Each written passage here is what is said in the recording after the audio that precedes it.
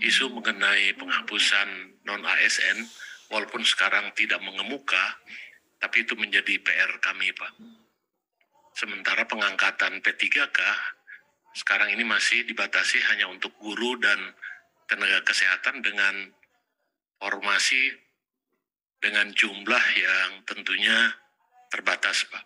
Jadi bagaimana mengenai penghapusan ASN yang batasnya ini November tahun ini, Pak. Sementara kita bulan tahun depan sudah menghadapi pemilu.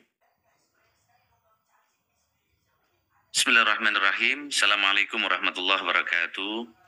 Selamat siang, salam sejahtera bagi kita semua. Om Swastiastu, Namo Buddhaya, salam kebajikan. Yang saya hormati Kepala KSN, kemudian Deputi BKN, PJ Gubernur Banten, kemudian Buses, para deputi ini lengkap deputi kita. Ada Pak Erwan, Deputi RB, Budia, Bu Nani, dan teman-teman sebagian Zoom.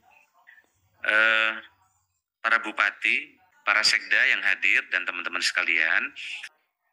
Nah, Ibu dan Bapak saya hormati, saya tahu sebagian para bupati dan kepala daerah ini akan berakhir. Kemudian gubernurnya PJ. Nah, maka kita ingin spirit PJ ini bangkit hari ini. Karena PJ ini nggak perlu pilkada ini. Jadi PJ nggak perlu modal gitu. Nah, karena nggak perlu modal, maka kerjanya harus dilipat gandakan. Inilah saya kira Bapak sekalian, para bupati, PJ Gubernur, kapan lagi kita membuat legacy kalau tidak hari ini? Jabatan itu tinggal menunggu waktu untuk berakhir. Dan setelah itu kita tidak akan pernah punya kesempatan lagi untuk menjabat. Saat menjabat inilah kita sibuk, kadang mengeluh karena kesibukan itu. Tapi yakinkan ketika Anda tidak sibuk, Anda lebih capek pada waktunya nanti. Teman-teman sekalian, pendataan non-ASN sudah kita data. Ya, 2018 mengamanatkan ada aturan, tidak boleh lagi per 8 November ada tenaga non-ASN. Kecuali P3K dan ASN. Tapi nyatanya honorer kita dari 400.000 kan berkurang. Kita data ternyata jadi 2,4 juta. Nambah. Ini masih belum apa-apa. Yang belum masuk apa ini kira-kira? Dari 2,4 juta ini. Satpol PP sudah. Nah, dan lain-lain. Nah, kita ini siklusnya, beresin ini nggak mudah. Nah, belum lagi kemarin saya banyak laporan dari teman-teman, saya sudah terima. Pak, kami ini P3 kami banyak yang tes kemarin, tapi banyak yang tidak lulus. Ada di tempat Bapak Ibu. Banyak ya, ada yang tidak lulus. Kenapa? Minta passing grade-nya diturunkan, supaya mereka lulus. Belum lagi keluhan, kami sudah rekrut P3K, tapi duitnya tidak ditransfer oleh Menteri Keuangan. Ada yang kayak begini. Nah, ini nanti kalau bisa Bapak Ibu berkirim surat ke Kementerian Keuangan, apa betul inmaknya tidak keluar terkait dengan P3K. Maka belanja, postur belanja teman-teman di kabupaten kota naik drastis karena apa? Dana transfernya tidak tergiring. Ada daerah yang sudah merekrut sampai 2.000 orang untuk P3K, ternyata katanya dananya tidak ditransfer. Maka struktur belanjanya yang tadinya 28% karena mengambil dari APBD naik jadi 40%. Dan ini tentu mengganggu regulasi. Coba ini dihitung, Pak. Di kabupaten kota ini dari perekrutan P3K kemarin, berapa kabupaten yang tidak ditransfer dananya untuk P3K itu? Atau yang belum di-inmak? Kan sekarang sudah di-inmak toh? Nah, nanti dicek Pak PJ. Nanti coba dirangkum ya. Kira-kira ini masalahnya seperti apa. Nah, Ibu dan saya hormati, kita terus diskusi dengan Apkasi, termasuk dengan Butatu, dengan Wali Kota Tangsel, Wali Kota Tangerang yang waktu itu kumpul, kita sedang exercise untuk beresin ini. Tapi soal passing grade dan yang banyak ini Bu Rini, banyak sekali ini surat ke saya by phone teman-teman.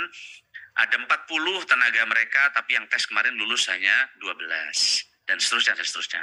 Tentu ini nanti kita akan kaji Pak Aba ya dari para bupati yang seperti ini, sehingga nanti kebijakan seperti apa kita sedang proses untuk ambil kebijakan. Karena Bapak Ibu sudah kita undang makan gratis, Bapak harus bicara. Nah, tidak ada makan siang gratis gitu. Nah, silakan Bapak Ibu bicara 3 menitan, nanti saya tutup lagi. Terima kasih Pak Menteri, seizin Pak PJ Gubernur. Ada beberapa hal Pak. Yang pertama, isu mengenai penghapusan non-ASN, walaupun sekarang tidak mengemuka, tapi itu menjadi PR kami, Pak. Sementara pengangkatan P3K sekarang ini masih dibatasi hanya untuk guru dan tenaga kesehatan dengan formasi dengan jumlah yang tentunya terbatas, Pak.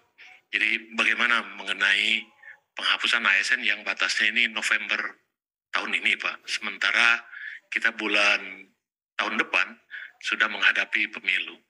Kami kembalikan ke Bapak Menpan. Terima kasih Bapak Menpan. Saya minta Pak Abah jawab yang urusan SDMA tadi. Ada Pak Alek nggak? Pak Alek nggak ada? Oke, ada. Oke, Pak Abah. Kenapa? Belum datang. Silakan Pak Abah. Pak Abah ini Deputi SDMA. Ya. Ya, silakan Pak Abah. Ya. Tadi kan dicatat semua ya? Catat Pak. Oke.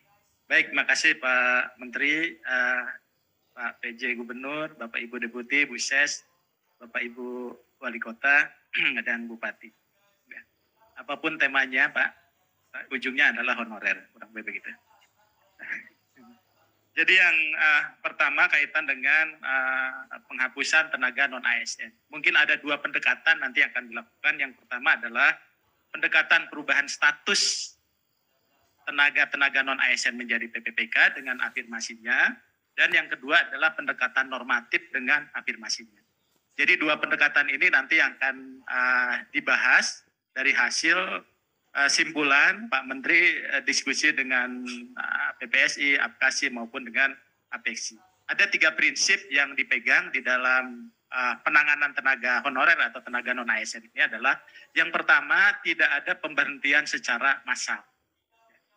Kemudian yang kedua itu tidak terjadi pembengkakan anggaran.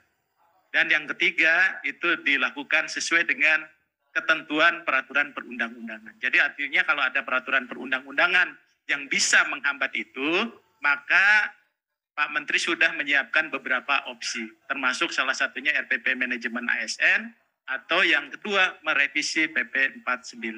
Jadi beberapa opsi itu nanti yang akan dibuat dengan substansi tadi 2 hal, normatif dengan afirmasi, yang kedua adalah pendekatan perubahan status dengan afirmasinya. Jadi nanti supaya tidak mengganggu tadi belanja pegawai melebihi 30%, maka kita perlu melakukan pendekatan anggaran tidak harus dari belanja pegawai, salah satunya mungkin dari anggaran-anggaran yang lain sesuai dengan kemampuan pemerintah daerah. Nah itu kalau menurut saya menjadi hal yang cukup penting. Tapi yang terkait dengan pemenuhan guru dan tenaga kesehatan. Ya. Apa yang terjadi kemarin dengan kasus kemarin, Bu Bupati, kemarin itu kami menyiapkan secara penuh. Bahkan logika kami untuk guru dan nakes itu logikanya terbalik untuk formasi. Karena kenapa? Ibu mengusulkan 10, kami tawar jadi 20. Kami tawar jadi 30. Supaya apa? Supaya kita bisa menyelesaikan tenaga guru dan kesehatan, supaya bisa diangkat jadi PPPK. Nah, oleh sebab itu kami minta juga kesanggupan anggarannya. Ya. Karena ada 2 kewenangan ya Bu di sini. 1 kewenangan Menpan, 2 kewenangan Kementerian Keuangan. Dari sisi kewenangan Menpan, kita sudah fasilitasi semua, termasuk juga kami memvalidasi. Nah, untuk tenaga-tenaga teknis, seperti misalnya Ibu Pranata Komputer, itu kan masih bisa P3K. Jadi jangan lagi merekrut tenaga non-ASN, karena tenaga P3K itu kita butuhkan. Kemarin itu dari formasi 1 juta lebih yang kita siapkan, itu hanya 40%. Lalu pertanyaan kedua, kenapa sih tingkat kelulusan itu rendah? Rupanya animo untuk menjadi P3K itu masih rendah. Karena kalau biasanya untuk PNS itu 1 banding 10, banding 20, dan ada banding 100, ini P3K ini Pak Menteri hanya 1 banding 2 formasi. Jadi ketika nilainya kecil, kita tidak punya pilihan ya bagi mereka untuk bisa mengikuti itu. Kemudian tadi kebutuhan tenaga non-ASN yang masih dibutuhkan, saya kira kebutuhan-kebutuhan itu yang sekarang itu masih bisa dioptimalkan, tapi selama proses masa transisi ini tidak boleh lagi mengangkat tenaga non-ASN. Karena Bapak Ibu dipandang melanggar PP 49 2018. Nah oleh sebab itu 2022, 2023 kan tenaga teknis tetap kita buka. Ya, sehingga itu nanti menjadi kebutuhan. Nah, kemudian POL PP dan sebagainya, kenapa dia tidak bisa? Ya, karena POL PP itu di dalam undang-undang dan PP-nya wajib diisi oleh PNS statunya. Ya, jadi yang terakhir yang POL PP karena memang ada undang-undang yang mengikat. Tapi kita sedang mengatur kira-kira apakah mereka itu bisa dijadikan jabatan pelaksana dengan nomenklatur yang baru.